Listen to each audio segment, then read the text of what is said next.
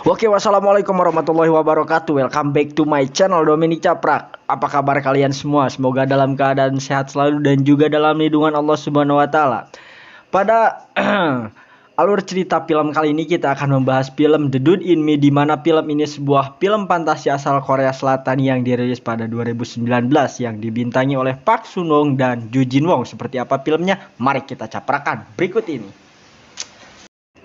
Adegan diawali seorang bos perusahaan yang sedang berbincang mengenai pembelian tanah secara paksa di sebuah pasar, dan dia pun menyuruh preman untuk mendatangi si penjual tanah tersebut untuk membelinya secara paksa dan menandatangani surat yang ia bawa. Kalau ia tidak menandatangani surat tersebut, tangannya akan diamputasi dan diancam habis-habisan oleh preman-preman tersebut.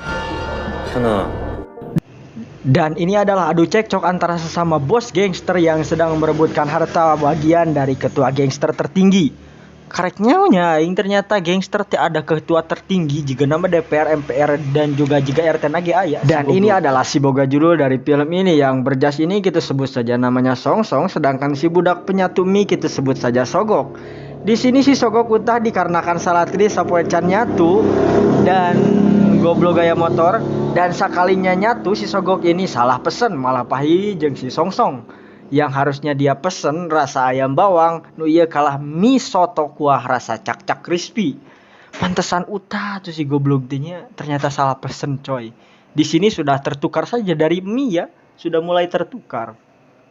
Kita lanjut saja. Di sini si ibu pun meminta maaf kepada Song Song karena pertukaran mie yang dia perbuat, dan akhirnya dia pun membayar dan bergegas pulang. Dan the next adegan berikutnya di mana memperlihatkan si Sogok sedang dibully oleh gangster sekolahnya. Dia sedang mengambil sepatu di ladar, dia hilang keseimbangan dan jatuh. Dan ini adalah si Song Song yang sedang menelepon, dia melihat ke atas dan disinilah dimulai The Dude in Me, film tersebut. Dan akhirnya mereka berdua pun dilarikan ke rumah sakit. Setelah dilarikan ke rumah sakit, si Song Song membuka perbannya. Dia melihat si suster yang bilang dengan nama panggilan yang berbeda. Itu bukan nama panggilan namanya. Dan ketika dia bercermin, dia melihat hulunya yang sepertinya cepak batok. Ini adalah keadaan si Sogok yang masih pingsan. Mereka berdua linglung dan juga liar. Ini adalah ayah si Sogok yang datang menemui Song Song. Dia kebingungan. Dan di sini dia pun menyadari bahwa si ayahnya ini adalah seseorang yang pernah ia ingin potong tangannya dan dia ancam. Dan ini adalah hasil ronsen dari batok mereka berdua. Di sini mereka sepertinya dokter menjelaskan bahwa mereka itu hilang-ingatan atau amnesia. Di sini si Song Song pun pergi ke tempat mie tadi untuk menyusuri apa yang terjadi sebelumnya, dan dia pun kembali pulang ke rumah dia. Istrinya pun tidak mengenalinya dan juga bingung, malah bilang dia itu seorang penyusup. Security pun datang dan menghajar si Song Song. Dan dia pun dibawa ke kantor polisi. Tapi di sini ayahnya si Sogok ini berusaha membela bahwa dia ini anaknya. Dia bertanggung jawab atas anaknya. Dan dia pun bilang, tanggung jawab aing pokoknya mah, Pak. Oke? Kumaha aing. Hiap babal mantong setenya kerkeun bantangul. Oke, dan lanjut poe isukna bapana si Sogok ka sakola nanyakeun ka kepala sekolah tentang penyebab kunaon budakna bisa ragrag tinadakan. Tapi kepala sekolah bilang tidak tahu menahu soal si Sogok yang jatuh. Di sini Song Song yang ada di dalam tubuhnya Sogok bilang dia akan mengatasi masalah ini dan akan membereskannya. Dan di sini pun Song Song menjalani kehidupan sebagai Sogok, di mana dia bersekolah dan penuh dengan bulian dan cacian. Tapi di sini dia tidak berpengaruh karena dia itu adalah bos kepala gangster. Dan di sini dia menghajar semua yang membuli si Sogok ini karena di dalam jiwa si Sogok ini terdapat jiwa si Song Song. Dan di sini dia pun mendapatkan bukti bahwasannya yang menjatuhkan Sogok pada saat itu adalah gangster-gangster dari sekolah tersebut. Bahwasannya dia pun di sini balas dendam dan mengancam akan membawa kasus ini kepada kantor polisi dan pihak berwajib jika gitu. Wow, nice. Dan ini adalah adegan istrinya Song Song yang sedang cepak-cepak jeder di dalam lift dengan selingkuhannya. Dan dia pun dipergoki oleh musuhnya dari Song Song. Dan di sini dia pun mengancam akan melaporkan hal ini kepada ayahnya yang istri Song Song tersebut. Yang ternyata ayah istrinya Song Song ini adalah kepala gangster terbesar di alam bumi, ting di alam bakat, ting di alam naon lah.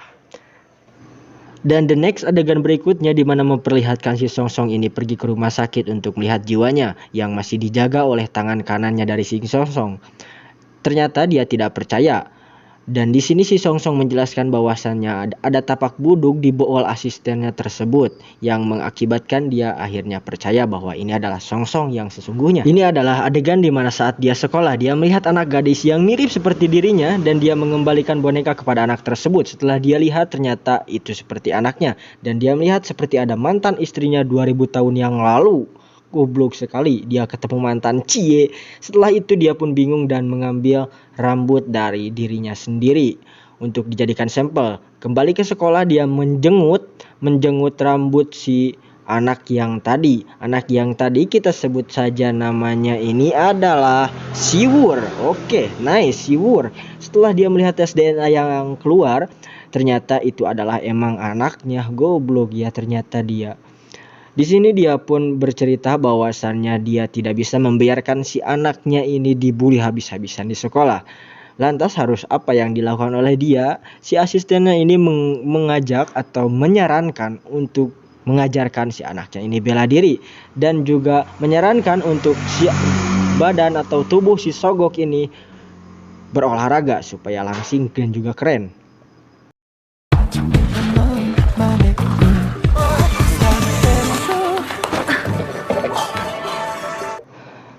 Setelah sekian lamanya berolahraga, akhirnya dia pun mendapatkan badan yang atletis dan juga keren seperti opa-opa Korea. Emang orang Korea anjing. Dan next selanjutnya dia pun pergi ke rumah si Siwur untuk melihat-lihat sekitar rumahnya. Dia pun melihat foto si Siwur ini saat masih kecil. Dia pun bersedih dikarenakan dia tidak bisa menemani waktu kecilnya. Dan ini adalah memperlihatkan bahwa bapaknya si Sogok sedang bekerja di toko. Ketika pulang dia dipegat oleh preman-preman atau Bang Emok dan juga Bang Keliling jika nama. Dia pun di sana dibaku hantam dan juga ingin didagor. Tapi di sini Song Song datang dengan banget yang kalem. Akhirnya dia pun memutuskan untuk menghajar dan di sini Song Song pun memutuskan untuk menghajar semua Bang Keliling dan juga Emok tersebut dengan membalangkan kantong dan juga memperlihatkan di sini dia pun melindungi si bapaknya tersebut. Si bapaknya akhirnya pingsan dan membawa pulang ke rumah. Setelah di rumah bencenong dan juga nyeri banget jika dikarenakan Song Song tidak tega, dia pun di sini memutuskan untuk menghubungi tangan kanannya Song Song untuk menghajar si preman Bang Emok tadi.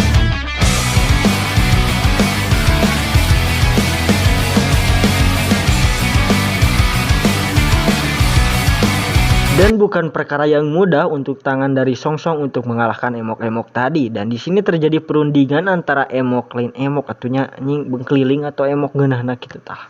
Istilah nama penagih hutang lah jika sama model gitu. Di sini mereka pun bernegosiasi untuk membebaskan hutang dari si bapaknya Sogok tersebut. Dan the next adegan berikutnya memperlihatkan si Siwur ini sedang mengajar habis-habisan orang yang bemulinya di sekolah. Nice. Dan di sini pun si Song Song pergi ke sebuah restoran mie dan dia melihat si ibunya mie ini dilecehkan. Jabak boolna tolol sekali si bapak ini dan dia pun di sini menghajar si bapak gadungan ini bersama anggota gangsternya. Dia menghajar habis-habisan dengan pukulan turbo power, jepak-jepak, jeder-jeger dan akhirnya dia pun menghabisi semuanya. Di sini dia mencoba menjelaskan bahwa yang ada di dalam dirinya ini adalah tubuhnya Song Song. Ibunya pun tidak percaya, tapi setelah diberitahu bahwa di tongong si ibunya ini ada tapak hapur ketika dia membuka baju, akhirnya dia pun percaya. Oke, dan di sini pun dia menceritakan yang dahulu dan dia meminta maaf bahwasannya dia telah pergi. The next adegan selanjutnya memperlihatkan bahwasannya si Siwur ini diajak kencan oleh cowok ganteng. Goblok. Ya. Di sini ini adalah si Song Song yang sedang ingin ketemuan dengan si ibu yang tadi atau mantan pacarnya yang dulu. Di sini si ibunya ini memperlihatkan bahwa dia sangat kecewa karena dulu ketika hamil dia ditinggalkan.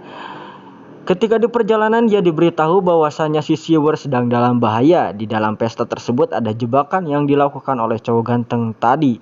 Dan sepertinya memang benar di sini si Siwur dibully habis-habisan oleh anggota dari si cowok ganteng tolol tadi.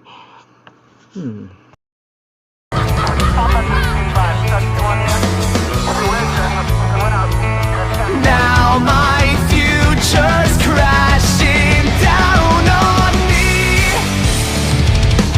They try to kill me when I. Dan akhirnya si Song Song pun membawa pulang putrinya ini.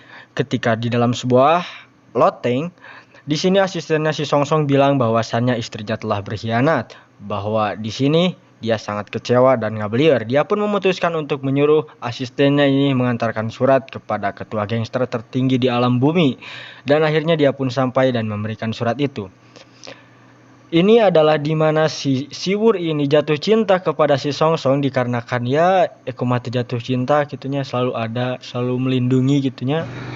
Tapi Song Song pun menolak, mati menolak gitu, anaknya sorangan pirak-pirak bogoh ke anak sorangan kan teu etnis, cok. Ya, begitulah faktanya. Di tempat lain, musuh dari Song Song ini datang ke rumah sakit untuk membunuh jiwanya Song Song yang masih koma atau setengah kojor. Tapi sogok yang ada di dalam tubuhnya Song Song pun terbangun yang membuat musuhnya ini pingsan, dan setelah bangun, sogok pun pergi ke rumahnya.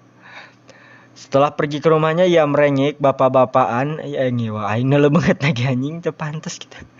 Di sini bapaknya pun kebingungan, saha merencana. Dan akhirnya mereka berdua pun di sini bertemu. Dan di sini mereka berdua bercerita bahwa jiwa yang ada di dalam tubuh mereka ini bertukar. Aya ngewa aing neuleuh banget si Song Song anjing yang matok mun deket. Dan di sini akhirnya mereka berdua pun bekerja sama untuk membereskan apa yang terjadi pada hidup atau problematika kehidupan mereka masing-masing, terutama problematika si Song Song. Dan saat di restoran mantan istrinya si Song Song ini, dia pun kedatangan gangster yang ingin menghabisi nyawanya Song Song. Dia pun di sini baku hantam banting kanan banting kiri, jebot kanan jebot kiri. Kali ini kutak-katik Song Song jebot saja di sana. Anjing kapukul punukna. Dia pun ngajungkal, bantingan lagi satu lagi, masih di sana, masih banting tonjok kanan tonjok kiri, bantingkeun wae teungeul, dan di sini dia pun kabentur huluna. Dan di sini si ibu dari atau mantan istrinya datang sebagai pahlawan. Dia bilang, ku aing sia disunut hiji-hiji cenah make tabung gas. Akhirnya di sini mereka pun kutar-ketir. Dan akhirnya di sini pun dia percaya bahwa yang ada di dalam tubuhnya ini benar-benar Song. Dan the next adegan berikutnya memperlihatkan istrinya si Song Song ini sudah mendapatkan surat yang dikirimkan asistennya Song Song tadi. Dan ini adalah adegan di mana proses penyelesaian masalah si Song Song dan juga proses warisan yang akan diterima dari bos besar atau bos gangster. Di sini si Sogok masuk dengan menggunakan tubuhnya Song Song untuk menyelesaikan masalahnya si Song Song ini. Dan tololnya lagi, ketika masalah ini sedang dibereskan, si mikrofon ataupun headset Bluetooth jika nama parem.